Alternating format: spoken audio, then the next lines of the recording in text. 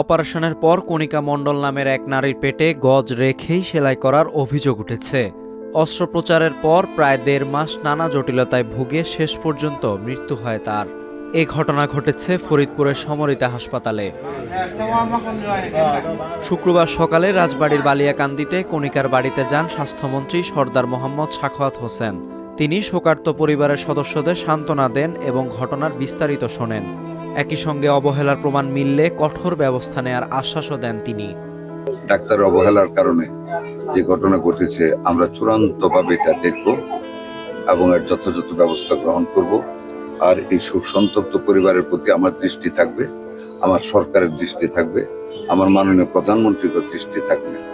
নিহতের স্বজনেরা জানান, সিজারের পর পেট ফুলে উঠলে ঢাকায় এনে আবার অস্ত্রোপচার করে পেট থেকে গজ বের করা হয়। দীর্ঘ চিকিৎসায় প্রায় ২০ লাখ টাকা খরচ করেও শেষ রক্ষা হয়নি। কণিকাকে হারিয়ে দিশেহারা ৩ শিশু সন্তান ও তার পরিবার। সিটি স্ক্যানে পেটের ভিতর ধরা পড়ে যে একটা গজ আছে, এই কিছু আছে, তা ওরা ৭ তারিখে যে ওইটা অপারেশন করে গজটা বাইর করে ৪ দিন আইসিইউতে রাখে। আইসিইউতে রাখার পরে মানে বেডে দিয়ে দেয়। বেডে দিয়ে এই যে আপনার ২০ তারিখে লোকগুলো রাত ১:৩০টার দিকে মারা যায়।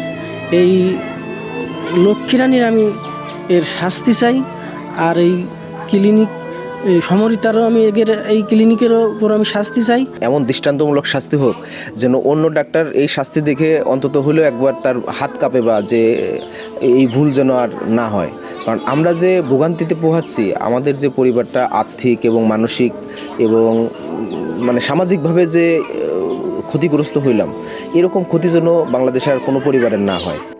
এই ঘটনা তদন্তে ইতোমধ্যে ৫ সদস্যের একটি কমিটি গঠন করেছে স্বাস্থ্য মন্ত্রণালয়।